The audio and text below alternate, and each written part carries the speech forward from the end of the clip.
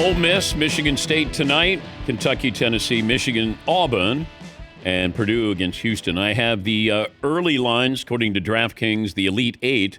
Texas Tech getting 6.5 versus Florida, and Duke is favored by 6.5 against Alabama.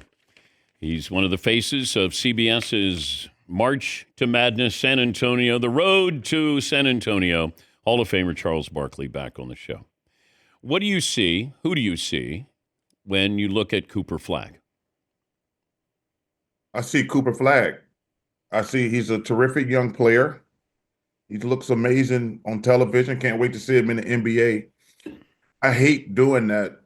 I hate when guys on television try to compare him. First of all, to say he's already somebody in the NBA is being unfair to that person in the NBA. What's scary, Dan, that kid should be a senior in high school now. That would be unfair. That would be, if he played in high school, that would be unfair. Some of the passes he was making last night were incredible. But I think we do a disservice to a lot of these guys. Like, I think Michael Jordan has killed more people than the plague. Well, they're like, this guy's the next Michael Jordan. I'm like, you don't turn out to be Michael Jordan. This kid is really talented. He's really smart. I can't wait to meet him. Seems like a really nice kid because he could have had, in my day we called a big head. He was the best high school player in the country. He came in with all the pressure on him, and he's lived up to the hype. He hasn't had any missteps. People out to get you when you're famous, especially when you're a 17, 18-year-old kid. But I'm not going to compare.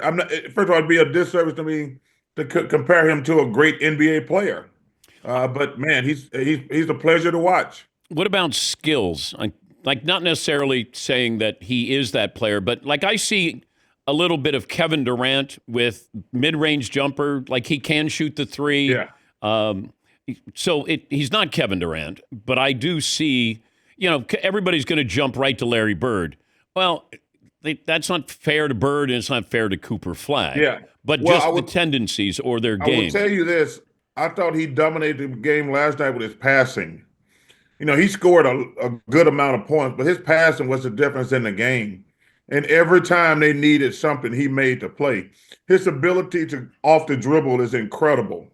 It was incredible to watch because, I've been studying a lot of tape, but now when you see these guys in big moments, like that was probably their first big moment. I think that was the first team they played. They're like, oh, they got a chance to lose in this game. And he stepped up, man. It was beautiful to watch. Who else has stood out in this tournament if you look at them at the next level playing in the NBA? Well, the kid from Florida, Clayton, I just need to know what his size is. Because, all these guys, because if he's big enough, he's going to be a hell of a pro player because he's a terrific college player. The kid Brent at Nelson at Alabama. I think I'm really looking forward to that matchup with him and Cooper because let me tell you something. That Nelson kid at Alabama is terrific, and Cooper, that's going to be a great matchup. I cannot wait to watch that matchup. Janai Broome at Auburn has been fantastic all year. I can't wait to watch that game. Michigan State is the most interesting team. They probably got about 3 or 4 guys who are going to play in the NBA who don't look like great college players. They're really, really good players. They don't jump off the screen like Cooper and those guys do. But Michigan State, their team is like, man, they're going to have 3 or 4 guys who I think going to play in the pros.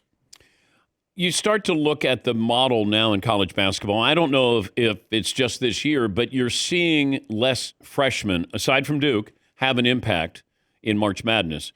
It's a lot of guys who were older, transfer portal. Do you think that is the next wave, that's where a lot of teams are going to say that's the blueprint? Well, it's already out of hand with the transfer portal, Dan. First of all, let me just say this. The NCAA, they are the most stupid, idiotic people, jackasses in the world. Like, they've already ruined college sports with this NIL thing. And I'm not against players making money. It's just out of the wild, wild west right now. But to have the transfer portal in the middle of March Madness got to be one of the stupidest things that I've ever seen in my life. Just when you think they can't get any more stupid, they trump themselves and have the transfer portal in the middle of March Madness. And I think what you're seeing now is it's just free agency every year. The smaller schools are going to get less and less important because if you're a smaller player, they're just going to cherry pick you every year. Like if you went to a mid major, if you have a good year, they're coming to get you because they're going to be able to pay more. So I don't know how this thing going to turn out. I just think the NCAA has screwed this thing up so much. I don't know how you put the toothpaste back in the tube. I've said this before. I think in 2 to 3 or 4 years, we're going to have 25 programs, and that's it. And listen, and I hear guys talking about a salary cap. The big schools ain't going to go for no salary cap. They have the most money. Why would the Dodgers want a salary cap? The Dodgers don't want a salary cap. You see all those other teams whining in baseball, and I'm like, is it unfair what the Dodgers are doing? I think it's 100% unfair what they're doing. But they don't. If I'm a football school like Alabama, Auburn, Tennessee, Florida, Georgia, Ohio State, Michigan, I don't want a cap. I can pay the most money and get the best players. The difference between the college game and the NBA game, watching it, which one is better to watch, in your opinion? I think the college game is better to watch because, they're not just out there. They don't even look for twos anymore in the NBA. They don't even look for twos. It's like, hey, we're going to come to the gym. We're going to jack up the most threes. If we hit them, we're going to win. If we miss them, we're going to say, well, we didn't make enough shots tonight. We didn't make enough threes. But when they make them, it looks great. I'm like, yeah, it does look great if you make them. But that's the problem. If you're not making them, everybody says, man, y'all just shoot a lot of threes and it don't go in. But we got a lot of great players in the NBA. I've been very critical of some people not like what Shea Gilgeous-Alexander is doing this year is incredible. I mean, last year people thought it was a fluke when the Thunder had the best record in the NBA. Now they double down like, nah, we are the best team in the NBA. They went out and plugged a couple holes they had with Caruso and Hardenstein. What the Cleveland Cavaliers are doing this year is flat out incredible. I mean, the Cleveland Cavaliers, like, I think they can beat the Boston Celtics. There's three teams that win the championship. The Thunder, the Celtics, and the Cavs. That's it. Everybody else just playing, they just getting participation trophies. The Lakers' chances, They got zero chance. I told you that a month ago. People went crazy. People went crazy when they had like 2 good weeks. Dan, anytime you make a trade, you get a bump. They got a Luka bump. Now they're where they are. But I was like, no, the Lakers are not contenders. It drives me crazy. They won some games, and they were gonna get a bump. You get Luka, you're gonna get a bump. Same thing when Jimmy Butler got a bump when he went to the Warriors. But it's OKC world, and probably Denver's probably the second best team in the West. But listen, they're all playing for second place. Nobody can beat the Thunder. I don't see anybody beating the Thunder. He's Charles Barkley, the Hall of Famer. Who had a better week, LeBron James or Stephen A. Smith? They both had an awful week. LeBron, he's too big to be that type of bully. To bully Stephen A. and to bully Brian Windhorst. Brian Windhorst is a sweet person, man. He's just trying to do his thing. And I've always liked LeBron, but him being a bully, it turned me off, Dan. But I will say that Stephen A., the way he reacted was so lame and weak. And Stephen A. is a good dude, man. For him to react, LeBron, like I say, I blame him for starting the bullying, going on Pat's show just bullying people. Because, LeBron, he's a control freak. He knows everything he's doing. Yeah. He knows everything he's doing. He knew when he walked up to Stephen A. what he was doing. But the way Stephen A. reacted, going on Gilbert's podcast, talking tough, and I said, "Come on, man, you're better than that." So there's only losers, Dan, in this scenario. Us as the sports media. You got the biggest star in the game. You probably got the biggest star on television, and they both look bad, in my opinion. And what bothers me the most, they both good dudes. Like I don't mind people who are an asshole looking bad. I don't mind that at all. They deserve it. But Stephen A is a good dude and LeBron is a good dude. But they both look really bad this week. They both had a bad week to answer your question. LeBron started it, and Stephen A, I'm not sure what he was trying to do. He just made it worse and worse and worse. And then I saw the thing last night. I had to come out and apologize for saying LeBron didn't go to Kobe's memorial. I'm like, dude, what the hell are you doing? Well, they Dan, both know what they're doing. They both get yeah, attention. They like attention. Dan, Yeah. the one thing you can always say about me, I ain't never had personal attacks on people. I've criticized people. That's part of our job, telling the truth. It can never be personal. But are you searching for attention? No. They are. Yeah, but it's not good attention. That Dan, see the problem. Okay, that's a great thing you made. In my day, any publicity was good publicity. Remember that old saying? Yeah. But the problem now is when you put BS out there now, every Tom, Dick, and Harry and Louise got an opinion. And they're gonna make it worse. That's the problem with the day. Like I say, and I hate to talk about my day. In my old day, yeah, you got publicity, good or bad. It was actually probably a good thing. But the problem is every fool, idiot, and jackass got an opinion now because they got a computer. And that's what made this whole thing so bad. Because a lot of LeBron haters are on fire right now. The Stephen A haters are on fire right now. You can never give BS to the world because those people, they got no life, Dan. I told you, these people who live with their parents, they live in the basement, they don't have a job. All they do is sit around and click and talk about people on their computer. That's all they do. And the problem is, Stephen A is a good dude and LeBron's a good dude. And you're going to have fools and idiots talking bad about them. And that's the thing that sucks. But LeBron pissed me off when he went at Brian Windhorst. Because Brian Windhorst is a good person, man. Yeah. I don't know him really, really well, but I think he got a pure heart. He's just trying to do his job. He's out here catching strays.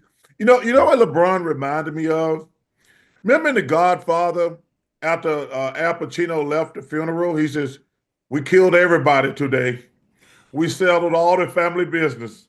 That's what LeBron did when he went on Pat McAfee's show. He's like, when he sit my man down, he says, "I settled all the family business today. I killed everybody." That's what, when I was watching it, when I saw the replay, I was laughing at it. I said, "Oh, this is right out of The Godfather." He says, I settled all the family business today. And I'm like, come on, man. Stop taking shots at Stephen A. and Brian Windhorst. Well, do you think everybody on the Lakers is fine what LeBron did for his son?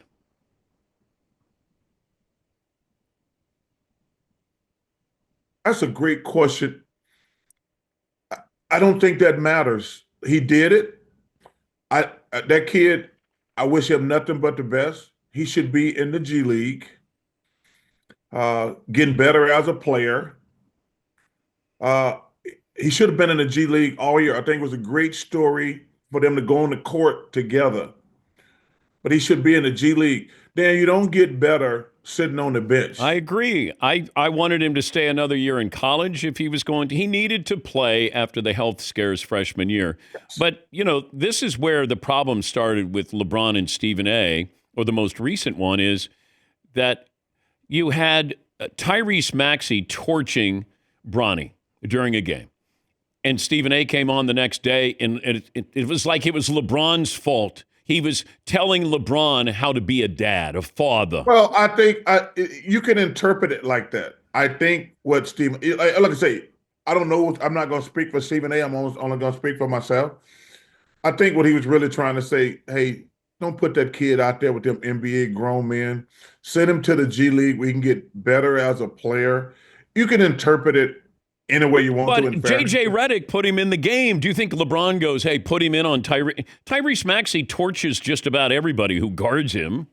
yeah, but like I say, they shouldn't have put him in that situation. He should have been in the G League all season. I agree. But that's that's the trigger. If you start talking about LeBron as a father, that's different. That's not. I can be critical of Bronny in his game. Yeah, but I can't. Listen, man. LeBron's a.